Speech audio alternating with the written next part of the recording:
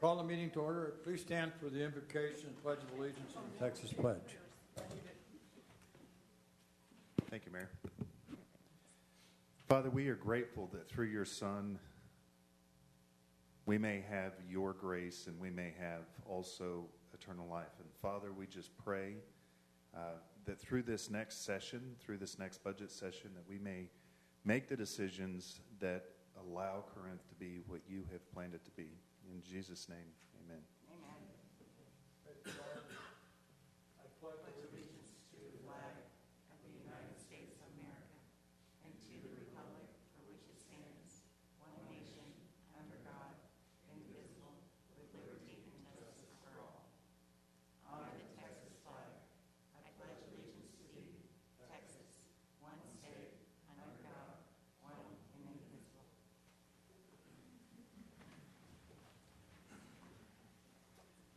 Thank you. Citizens' comments. Please limit your comments to 3 minutes. Comments about any of the council agenda items are appreciated by the council and may be taken into consideration at this time or during that agenda item. Council is prohibited from acting on or discussing items brought before them at this time. I don't have anything, Mayor. Okay. Okay, I'd entertain a motion on the consent agenda. Mayor, I'm sorry. Josh, did you want to speak? At the public hearing. Very good. Thank you. I'm sorry about that. Mayor, I'll make a motion to approve. Second. Any further discussion? Cast your vote.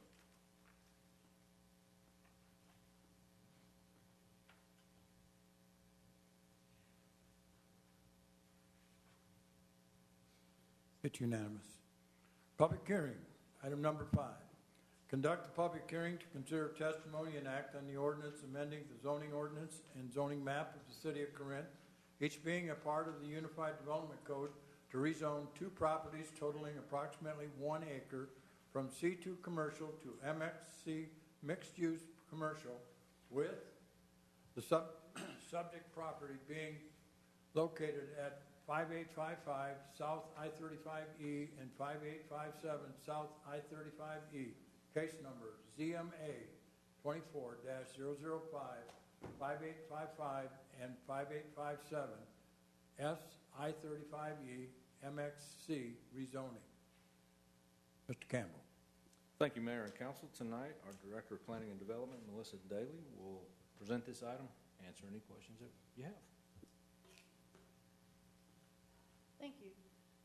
This case is a request by James Combs to rezone the property that he owns. It's located between I-35 and the railroad at North Corinth Street. We have been going through the process of inviting private property owners to rezone their properties downtown to MXC, and this he responded to our outreach to do that and asked that we consider taking this forward for your consideration. So this is 2 parcels here you see in the yellow that are currently zone C2, and the request, as I said, is to rezone to MXC, which would be consistent with the downtown plan that you saw a few weeks ago. The current zoning, or the current comprehensive plan shows this as being transit-oriented development, which is the area in the pink, and the yellow star is where this is located. So it is consistent with the transit-oriented development called for in the comprehensive plan for this area. This is the renderings that you saw a couple weeks ago for the downtown area and what we envision for this area. This is along the old 77 redevelopment area, and so this development, we don't have images to show you for what he's proposing because this is a straight zoning, but he is looking at something akin to what you see in this renderings and in these renderings in terms of scale. So staff has not received any letters of support or opposition on this case. P&Z did recommend approval unanimously on July 22nd, and we do recommend approval. And I'll be happy to answer any questions. Is there any question from council? Okay. Thank you very much. At this time, I'll open it up for public hearing. Is there anybody in the audience that would want to speak to this issue? Public hearing. entertain a motion on that item. Mr. Mayor, I move to approve ordinance number 24080830, case number ZMA 240005 as presented. I'll second. Is there any further discussion? Cast your vote.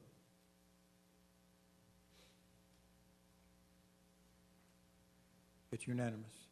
Item number 6, conduct a public hearing to consider testimony and act on the rezoning request by the applicant, Tri-Point Homes, DFW LLC, and act on an ordinance amending the zoning ordinance and the zoning map of the city of Corinth, each being a part of the Unified Development Code, from SF2 single family to a planned development, PD, with a base zoning district of SF4 single family for the development of 234 lots on approximately 48.4 acres located at 3790 Park Ridge Drive, case number ZAPD 24-003, NK at Canyon Ranch.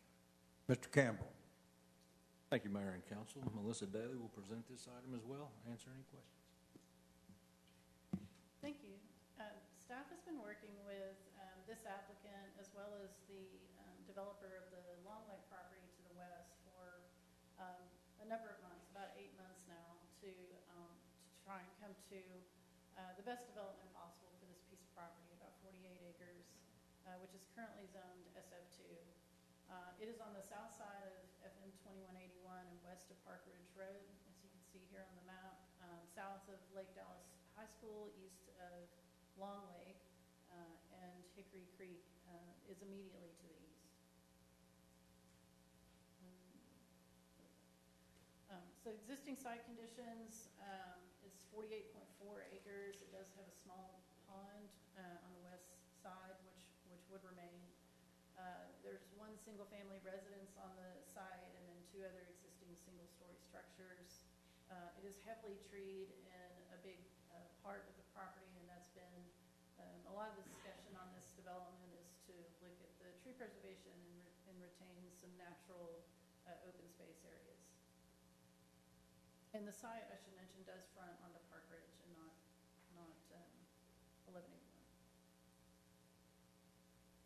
Not being very efficient on this. Surrounding conditions, there's commercial zoning to the north that is C2, just immediately to the north. We are, as I mentioned, working with the adjacent property owner to the west, who has also purchased that commercial property above it. And so this truly has been a collaborative process with both of those developers and staff to kind of work through how to create really a connected community with these wonderful amenities that is the Long Lake. The Corinthian Oaks neighborhood in Arden at Corinth Apartments, formerly Landmark, and the Quarry north side, are on the north side of FM 2181. The Long Lake property, of course, is to the west. And then you have single-family vacant land and, of course, Lake Lewisville to the south. Single-family neighborhoods in Hickory Creek to the east. And as a matter of fact, this developer developed that development immediately to the east of this property. The future land use plan in the comprehensive plan calls for mixed residential land use in the land use and development strategy. So you can see here this in the kind of dark yellow. That category calls for capitalizing on and preserving natural features. So of course that was a big element of this development, all of the natural features that are on this site, particularly the topography and the trees. A range of single-family types. You can see here the images that are in the land use and development strategy that allows for quite a range of housing. We believe that there'll be an even bigger range of housing when the Long Lake development comes in and will connect to this property. Walkable trails and open space connections, and you'll see that in what is being proposed. Connected streets, that was a very significant part of the discussion with this developer to make sure that this development does connect to not only the Long Lake property to the west, but to the commercial property to the north. And transparent fencing alongside the parks and open space. This is the image from the master thoroughfare plan that calls for a proposed collector street through the development. The developer is proposing connectivity, although it doesn't look like this exactly, but it does have the same connectivity. In fact, has 4 entrances onto Park Ridge to disperse traffic. So here you can see that street pattern onto Park Ridge. The proposal is for 234 single-family detached lots, 152 40-foot cottage lots that would be alley served, and then 82 45-foot patio lots with front garage. The 40-foot cottage lots are in the yellow, and the patio lots are in the kind of peach color to the south. As you see here in this layout, there's a pretty substantial amount of open space, and they have incorporated a central green here as well as a pocket park here on the top left. So this is the landscape plan that shows you a little more detail on that. You can see the huge number of trees that are being put in to create these tree-lined streets. The trees would be either in bulb outs or between the sidewalk and the curb edge to create tree-lined streets throughout the development. On-street parking throughout, east-west connections, as you can see here, Park Ridge to the commercial space. So this is the connector to the commercial space at the top, and we want to make sure that does connect when that does develop. And then Street C, which is the one straight down the middle that goes out to Park Ridge, is one of the main connectors there. And then there's a potential future connection on the south edge to Long Lake, and that's down here at the bottom, where there's kind of a small cul-de-sac that could potentially connect, and that easement would be preserved in the event that that does connect to the Long Lake development. The streets are designed, as I mentioned, with bulb outs and street trees to promote traffic calming, and a significant amount of open space, as you can see here, with the central green, the pocket park, and this open space to the west and to the south with the continuing trail. The trail does connect further on to the east, and we anticipate connecting to the Long Lake property, and of course, the trail connects to the sidewalks as well. And this is the kind of environment we're trying to create with street tree canopy. This is a representative product. We've worked extensively with this developer to encourage homes that had some architectural articulation and that would also be compatible with the 40-foot homes. And so this is what's being proposed. You can see there's quite a bit of articulation, including 50-foot porches, 50 square foot porches at a minimum. The windows, articulation on the garage doors, which are required to have windows and hardware and sconces. These have 2-car garages with, of course, the 2 driveway spaces. The home, at a minimum of 2/3 of the homes will be required to have a 50 square foot porch. So with the porches along with the tree-lined streets, we feel will get people out. It becomes a safer place, a comfortable place to be, to walk, to meet your neighbors. Carriage-style garage, as I mentioned, with the hardware and the sconces and windows. And the building material would be masonry and or cementitious board. And then this is a representative of the cottage homes, and you can see the compatibility of the different homes. And this was particularly important on one of the streets that has the 40s on one side and the 45s on the other side, so they're quite compatible architecturally. These have 2-car garages that are alley served, again with minimum 50-foot porches on square foot porches on 2/3 of the homes. Open space, as I mentioned, was there was quite a lot of discussion about creating a great open space. So there's 13 acres of common open space with a linear greenway and trail linking the neighborhood throughout. This is the purple line is the trail, with a central green space in the middle, and that's this area here. There's a pond, which is the pond I mentioned in the beginning. This existing pond includes a perimeter trail that's being put in, shade trees, benches, and landscaping. The current plan shows 27.5% caliper inch tree preservation, which is more than any other neighborhood that we've had come before us. They're preserving a minimum of 25% of healthy protected trees within the common open space area. They're committed to preserving that, and that allows some wiggle room as it goes into civils, and you can run into issues that may reduce that. 9.49 acres of tree preservation area count towards the trail, and parkland dedication requirements is the 25% caliber inches are preserved.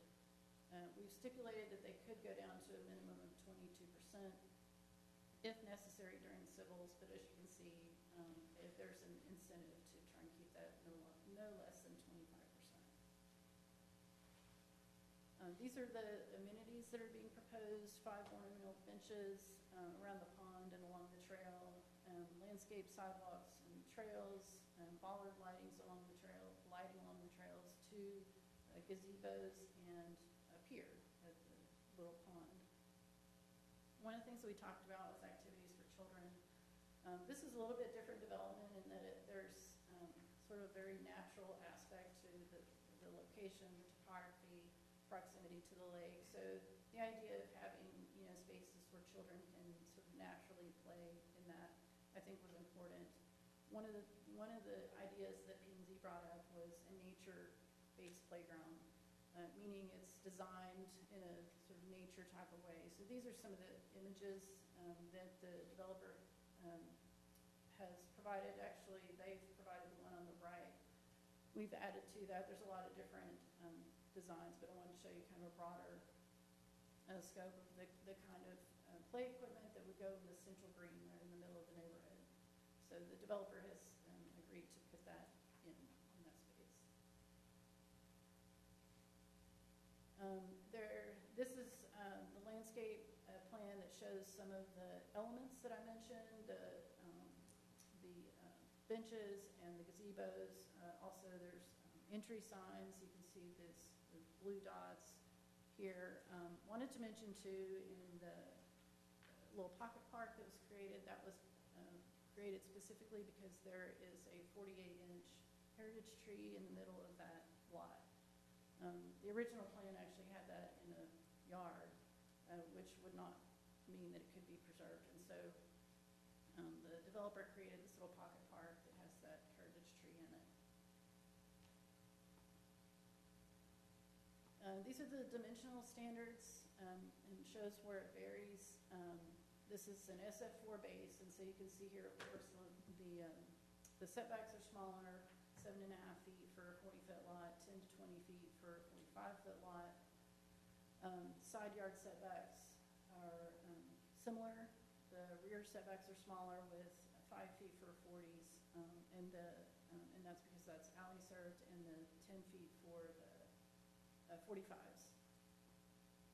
Garages are 5 feet setbacks, has an apron in the rear, and the 45s have a 20-foot setback to make sure that the cars can fit in the driveway.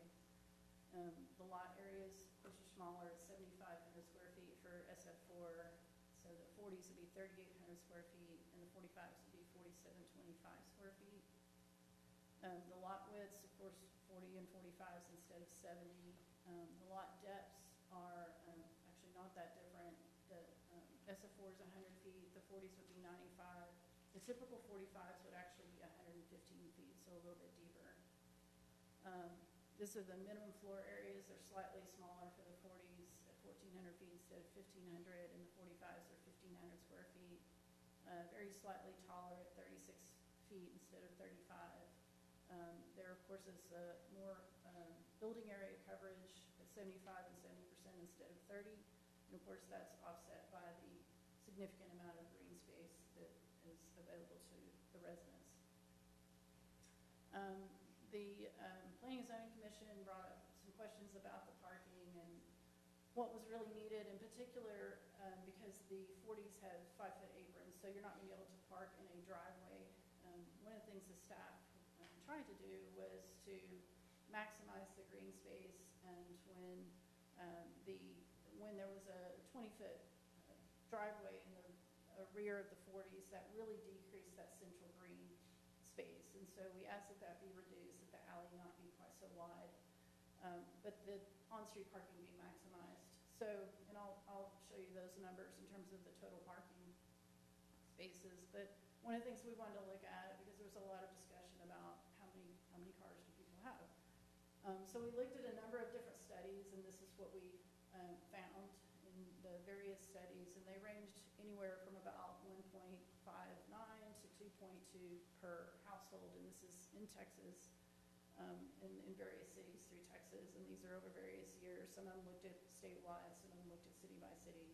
But kind of the gist of it is that on average, households have about 2 cars per household.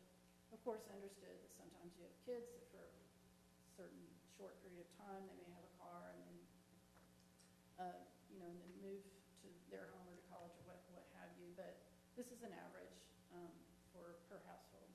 So kind of keeping that in mind, we wanted to look at, of course, the total parking, and we especially focused on the 40s. And so the total parking, 365 on-street spaces, 468 garage spaces, 164 driveway spaces. Of course, those are for the 45. So 1,017 total spaces, or 4.35 spaces per lot. So it seems that the total spaces really quite exceed the average that would be needed. And of course, there's visitor parking as well. We want to make sure there's room for that. So we specifically looked at the cottage homes, the 40s, which is 142 homes.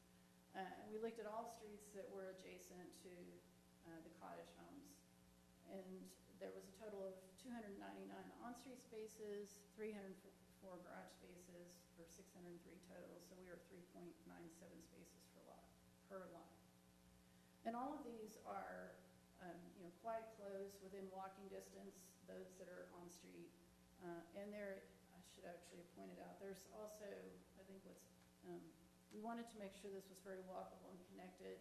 It's a little bit hard to see, but there's actually trails that go through, for example, the center green, that's these blue little trail areas. So if you're parked, for example, on Street C and visiting someone in these lots, you can walk through the green. Oops, I'm going the wrong way, sorry.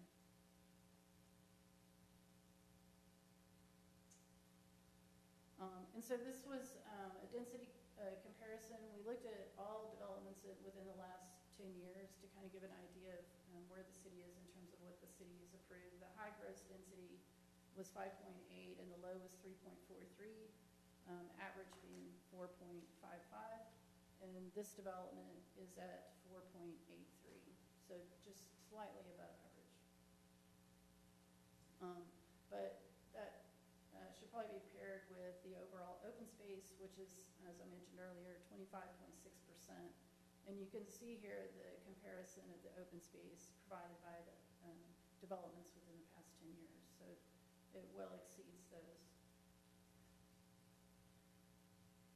This is the, looking at density, the comprehensive plan calls for an overall residential density for mixed residential, which is what is called for this area, of 6 to 10 units. So it's well under that. I think it's important to point out too that we actually don't even have a zoning category for 6 to 10 units. So there's actually, if you wanted to achieve that, there's not a straight zoning that would actually achieve that, other than utilizing a PD. Front yard landscaping, and this actually was extended to both the front yard and the open space. It was mentioned by planning and zoning, a request to use some kind of smartscape. We looked at what the COG represented, which was called Texas Smartscape. So the developer has agreed to landscape all the front yards utilizing the principles of Texas Smartscape, which is basically water-efficient plants, shrubs, and trees that thrive here, that are native here, as well as any landscape that they do install in any of the open spaces. Traffic impact analysis, the traffic worksheet was completed, and a full traffic study is not needed, mainly because of the 4 entry and exit points on Park Ridge, and so it disperses traffic. So this request does comply with the comprehensive plan. As of this date, we've received 1 letter of support and 2 letters, and there was 1 speaker in opposition as well. The speaker resided in Hickory Creek. That was the speaker at the P&Z. P&Z did recommend approval 4-1 at the special meeting we held on July 29th. They had 2 conditions: the smartscape landscape, which the developer did incorporate, and the nature-based design play area, which they also incorporated. So staff does recommend approval as presented, and I would be happy to answer your questions. Are there any questions from council? I saw some conversation about this on Facebook between citizens, and I just wanted to know if, in as plain speak as you possibly can, could you just briefly explain what benefit to the city you believe rezoning this will bring, and then what this current zoning, what it could potentially, like what it's zoned for right now, what they already can do with it? It's currently zoned SF2, which is pretty large lot development. That's actually not something we're seeing a market for. This property has sat vacant for many, many years. I know the city has really tried to see, what could be done with it and bring in developers. There have been multiple options that have been brought forth over the past few years for this property, which are actually much higher density apartments and townhomes and so forth. So, I think the reason it's not being developed as SF2 is because the market just isn't supporting that. I'm sorry, what was your other question? I'm just trying to, so that people might better understand what the current zoning might bring, if anything, and then if we choose to rezone it, what the benefits to the city are, why we would choose to do that. Okay. In the current zoning, you mean the SF2? Yeah. So what it would bring to the city is additional variety of housing types that I think are in high demand today. This is about a $150 million project is what it would be valued at when it's said and done. And so, of course, it brings that. But I think, importantly, this development, along with the Long Lake development, when that does come, will bring the value of those residential developments, but also retail. The Long Lake developer is, and he's here this evening, by the way, but he is anticipating putting in retail, some along the lake as well as along 2181. As I mentioned, he purchased that commercially zoned property immediately to the north of this. So, of course, rooftops bring retail, and it's the rooftops that come first. So this is something that will, I think, bring that retail for not only the residents here, but in this development, but of course the city. Thank you. And the developer representatives are here as well. Are there any other questions from council? I do have a couple questions. I talked to you in workshop about there's 1-story plans, right? It's not just 2-story offerings. Correct. Does Hickory Creek, just to the south of this, does this border Hickory Creek? Yes. Okay. I was just curious.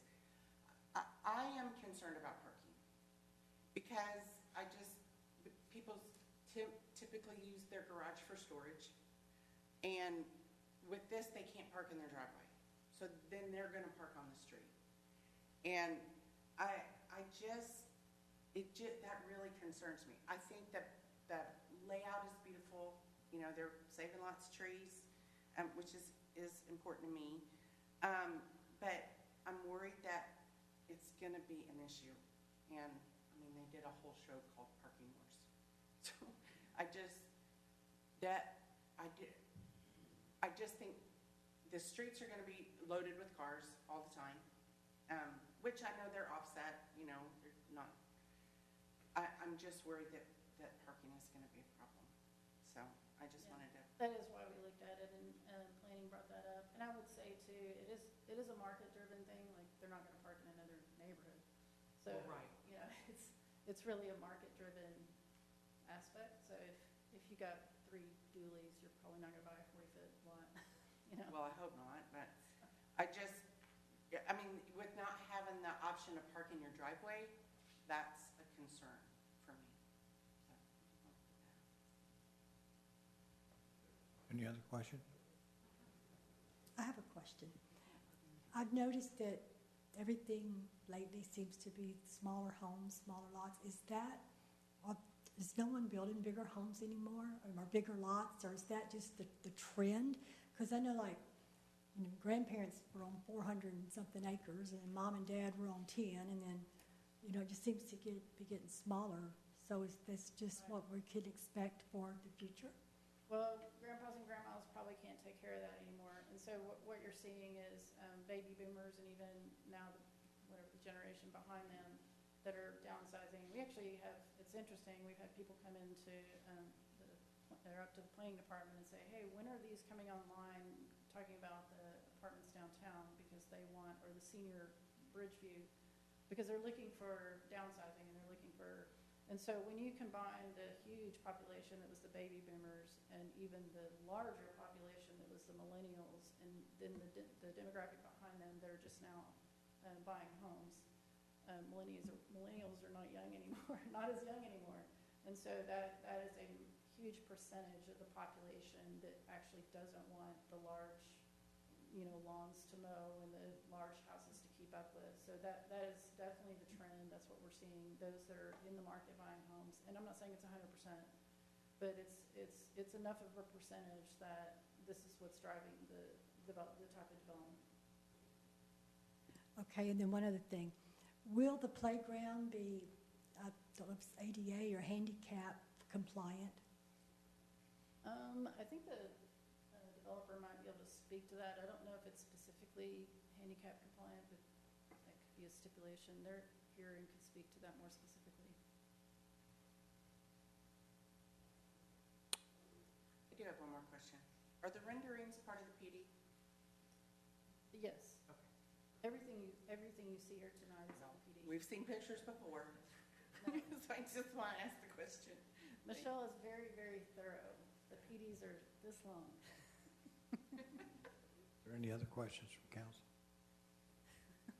I might have some. Does the developer have a presentation? Or? Yes, they do. Yeah, go ahead.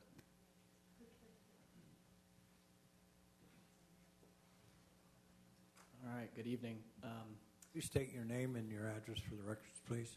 Yeah, Tristan Poor, 109 Park Circle, McKinney, Texas, and I am with Spires Engineering. I am the developer's representative. And I'm Michelle Box, 1608 Chase Oaks Drive in Keller, and I'm with TriPoint Homes. All right, well, we're very thankful. Melissa's done a great job presenting, and so we're really here to answer questions. We'll go through this presentation just to let you know a little bit more about TriPoint, as well as some of the considerations that we had for this site specifically. And then, like I said, we're happy to answer any questions you guys may have. So a little bit about TriPoint, and Michelle can correct me if I'm wrong, but one of the largest public home builders in the U.S. They are here in this market. They've got about 15 communities that they're actively in today. Some of the more prominent, Paintree and McKinney, and Harvest and Argyle, where you're seeing some of the products that you guys are looking at tonight. And here's a map of some of those communities. Okay, and again, Melissa did a great job presenting this, but we did want to emphasize we have been working with staff for, we started working on the concept plan back in November of this past year, and we've gone through about 8 renditions of this, and so it's been great working with them. We're very excited about what we have today. The site has a lot of topography, a lot of existing trees that we're looking to protect. We've done a grading analysis already. We're very excited about some of the sight lines and the way that this property is going to look with the topography that goes down towards the lake, and again, some of those tree growths that we're protecting. So in regards to density, we put a few of the other communities just to show kind of a similar density pattern that the city's seen. And then we've got the renderings. And so this isn't a rendering, this is an actual product. This is taken from the Paintree community in McKinney. And then the 40-foot.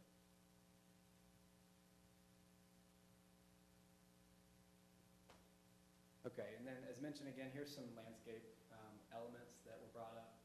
One thing that P&Z brought up was to do the Texas Smartscape landscaping, to really have a, not just sod in all the front yards and the common space, but some of this native Texas landscaping that you see. And then there's some of those playgrounds. And I think a couple things that I'll add we originally had 20-foot driveways in the back of the alley-fed lots. And really the desire was to protect some of that green space, that common green space, to provide more community-focused spaces rather than having the alleys be 60 feet back in the alleys where it's just trash cans and franchise and cars parked that would be probably overhanging anyways. And so I think staff really wanted to create some of the community spaces in the front. We've done a lot of these 5-foot aprons on rear entry products. A lot of times they're on the townhomes or the higher density product. But we've done auto turn exhibits in civil, which just show that you need about 17 feet of pavement. And so with the 5-foot apron and the 12-foot alleys, we have that 17 feet for a mid-size SUV to be able to back in and out and get out of the alley. So we feel comfortable. We've done this product in Frisco, very similar product as well, kind of close to the Firewheel area there in Garland. So we've looked at that, and we feel comfortable with that. As far as parking goes, I think the element that staff is emphasizing is we are close to that 4 spaces per unit. We will have all the front entry. They'll have parking spaces in the garage. It's really just those 40-foot rear entry products, and we've provided a lot of parallel parking up on the north side of the community, as well as access points, so those residents can park and have access to the front door. The Amazon driver can park, the guests can park, and there's space for them there. Is there any additional questions for TriPoint Homes as well? To be clear, we are the developer and the home builder. So on these slides, I did just want to emphasize, I know staff presented some that were renderings. These are actual product images. These are not renderings. We do build these currently. We're very proud of our architectural style elements. We build low country, farmhouse, Texas hill country homes. We've worked extensively in our architecture to make these very styled homes, and we're excited to bring them into Corinth. And I believe there was a question about the ADA compliance of the playground. That would just be in final design of the playground, and that's absolutely something we could look at. Hold on this slide, go back to this slide. How do you get into the garage? Ma'am, this is one of our model homes in Harvest. So when it's converted to not be a model anymore, we will put that flower in. But at this time, we put some shrubs up to make it look extra pretty. So this is in our Harvest community, is a Hillwood development in Argyle. So this is where we are currently building these 45-foot front entry homes. Yeah, we would have driveways. Yeah. We like showing off that model. It's very pretty. It's actually won some awards. Is that Go ahead, sorry, Sam, go. is that landscaping similar to what you'd be putting in here? Yes, sir. And in this community as well, they utilize a horticulturalist that deals with native plants. So we do have experience working in native plant vegetation, and our landscapers do. I was looking at some of your other properties wherever you build. I don't see any one-story homes. Will you offer some one-story homes in this community? Yes, ma'am. So the 40-foot rear entry has 2 floor plans of the 6 that are 1-story. They start at about 1,700 or 1,600 square feet. Oh, so Bed, 2 decent bath. size. Yes, ma'am. That's our smallest floor plan on the 40-foot rear entries, starting at about 1,700, 3-bed, 2 bath. They go up to about a 2,500 square foot house, 4-bed, 3 bath. A one-story? Those are 2 stories. That's just our Okay, product okay. range. The 1-story starts at right at 1,600, 1,700 Okay. square feet. And then on the 45-foot front entry homes, they start at 1,800 square feet, and we have 3 plans that are 1-story. Okay. Yes, ma'am. Yeah, I was looking through and I didn't see any one-stories, and my personal, I couldn't live in a 2-story home. I have to have a 1-story, so just would like that to be offered to people as a variety. We do have those, yes. What do you anticipate the price range being on the homes? Based on our competitive market analysis of the area at this time, we expect these to start in the mid to high 500s. Are there any other questions from council? Okay. All right. At this time, I'll open it up for public hearing. Is there anybody in the audience that would like to speak to this issue?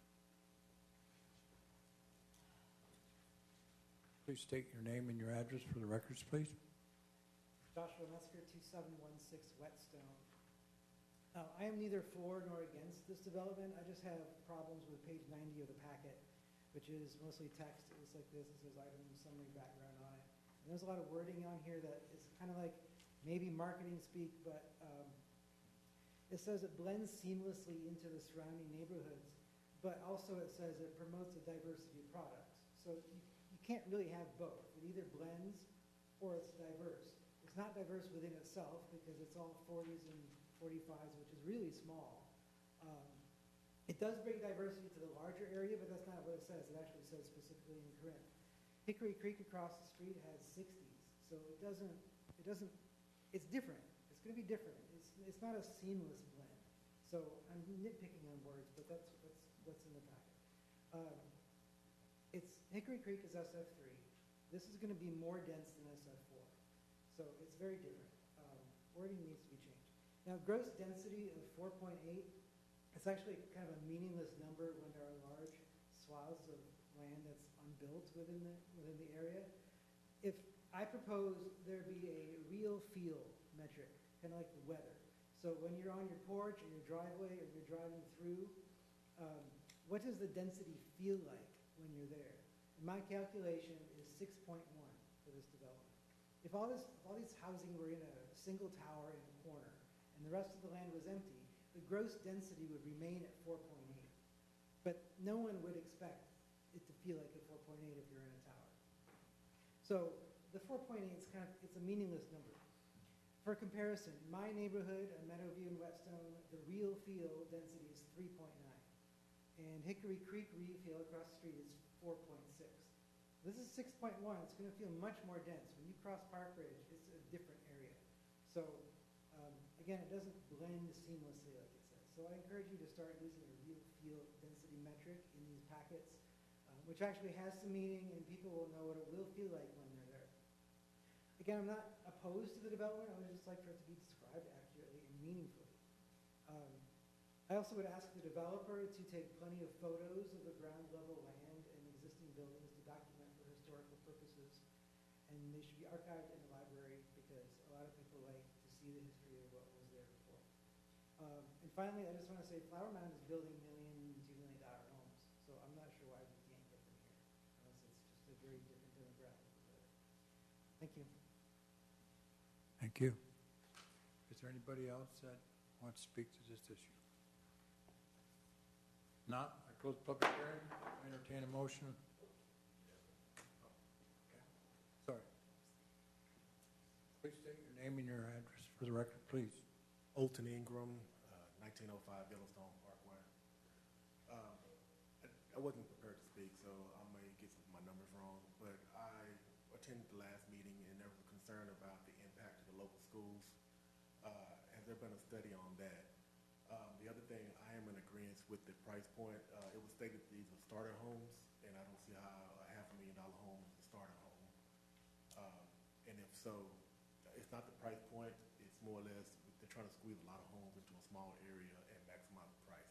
I'm all for capitalism, but this looks like they're just shoehorning a lot of houses into a small area. But my main issue was the impact on the schools, and I'll leave it at that. Thank you. Anyone else? If not, then I'll close it.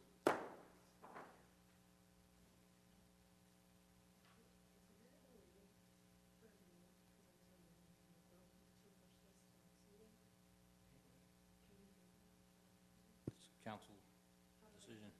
You just need to make a motion to do that. You have to make a motion to table this, and the council will vote on it, and then if it's approved, then it'll get tabled. If not, then we'll go forward and make the motion.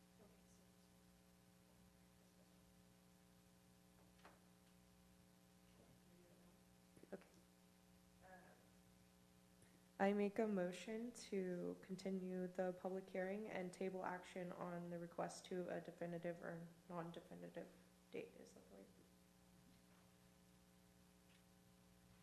Do I have a second? I'll second. Is there any further discussion? Cast your vote.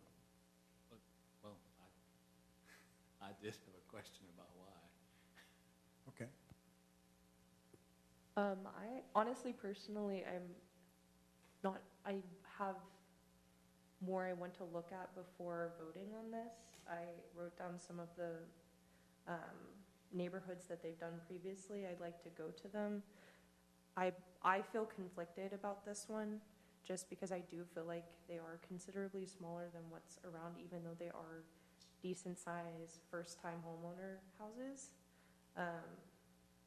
I just don't know that it really fits with Corinth, and so personally, I would really like a little more time to think about how I would like to vote when it comes to rezoning to allow for this community to build the way that is being shown to us. Okay. Cast your vote.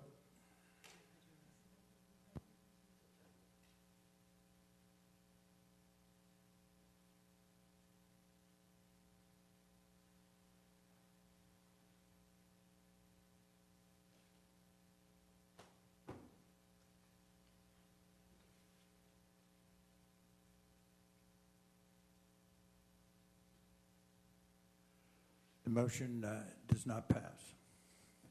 Okay, I'd entertain a motion on this item.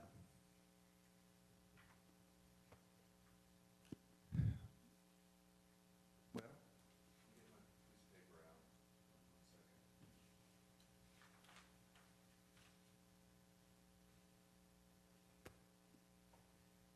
second. Mayor, I'll make a motion to deny ordinance number 24-08-08-31, case number ZAP D 24-003-3790, Park Ridge Drive as presented. I'll second. Is there any further discussion? Yes. So I've got, I think, two main issues, and the reason why I'm so hesitant, because usually I'm very decisive when it comes to stuff like this, is the amount of green space that the city's receiving.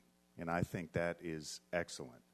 What I'm questioning is, do we need to go from what's already been zoned SF2 all the way up to what is essentially SF5 to achieve that open space? And I think in my heart of hearts, the answer is no. I don't think that that's what's required, especially considering the size of the lots. These are going to be some of the smallest lots in Corinth. Now, we've got a lot of extra green space as a result, but it does not seem to transition well from the Hickory Creek product over to what we hope to see in Long Lake. And so Long Lake, there will be some higher dense areas in Long Lake, but for the most part, I kind of envision that there's going to be some much nicer homes to take advantage of some of those spaces. And I'm not seeing a good transition from the 60-foot lots right across the street to what may end up being a little bit larger on the other side. And I think for double the density on a particular lot, I just feel like we could do better. Your product's amazing.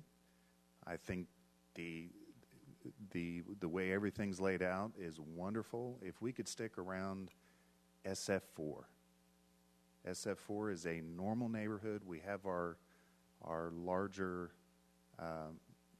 green spaces. Maybe SF38 somewhere around in there, and maybe address some of the parking concerns. Even though I'm not as concerned with the parking, I think we might be on the verge of something good. Any other comments? So if we deny this, if we don't table it, we deny it, can they make that change and come back, or do we? Okay, so we don't have to table it, we just deny it, and then they can come back. Okay. All right, cast your vote. I'm going to call it, Mayor, because the system is keeping the original vote. Mr. Burke? No. Mr. Garber? Yes. Ms. Rail? Yes. Ms. Henderson? Ms. Pickens? Yes.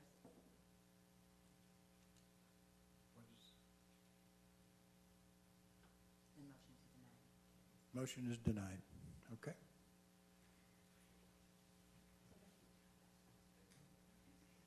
Business agenda. Item number 7, consider an act on the acceptance of the Blue Cross Blue Shield of Texas renewal for city's employees' medical insurance benefits for fiscal year 2024-2025, and authorize the city manager to execute the necessary documents.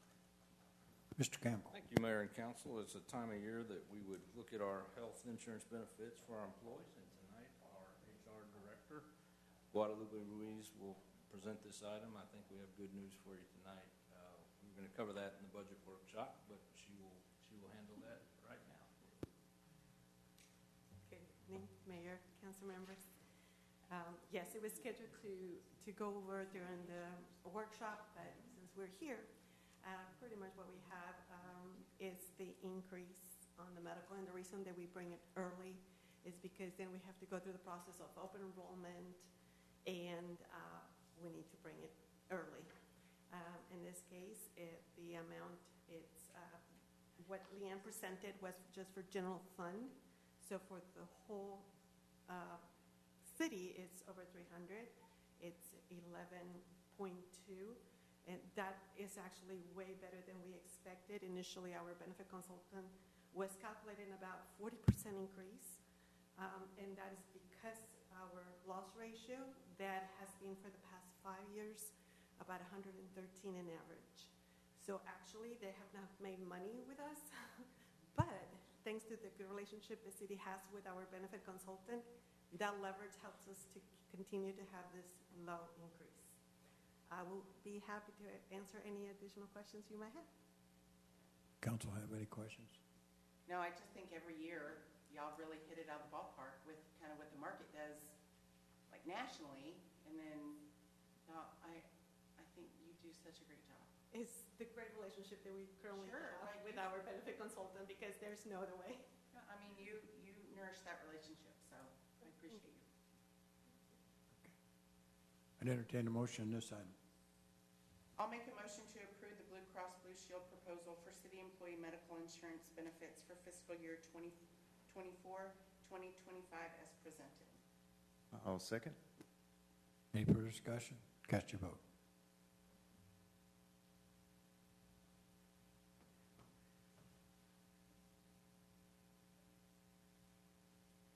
It's unanimous.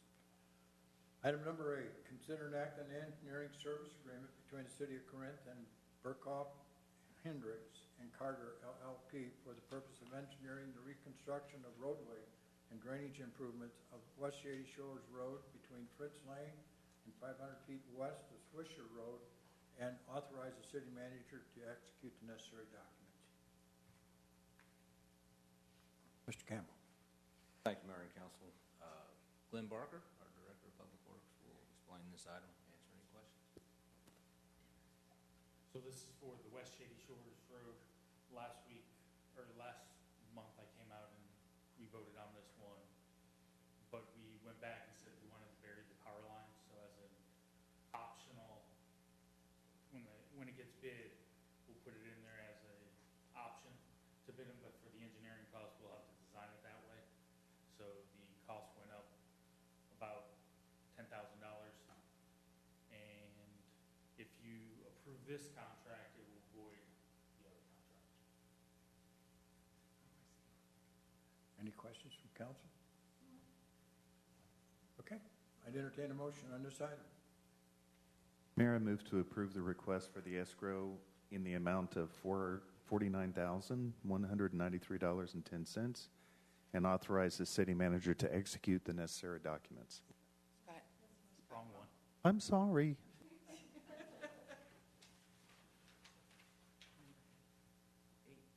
I just saw escrow. I move to approve the engineering services agreement with Burkhoff, Hendricks, and Carter LLP for the West Shady Shores Road project as presented. I'll second that one. Any further discussion? Cast your vote.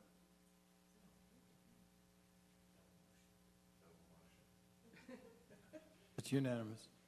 Item number 9, consider an act on a request for escrow that exceeds the maximum amount allowed in accordance with section 3.0405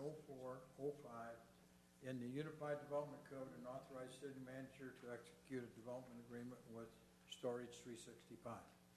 Mr. Campbell. Thank you, Mayor and Council. Glenn Barker will cover this item as well.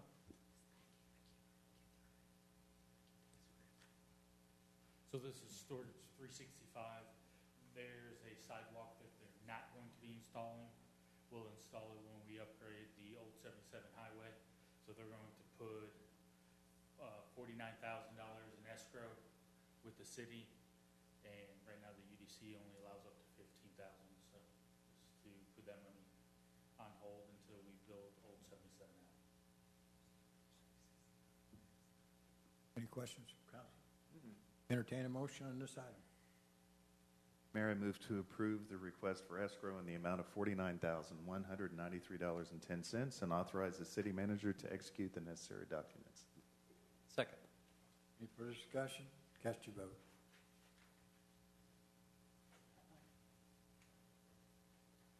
It's unanimous.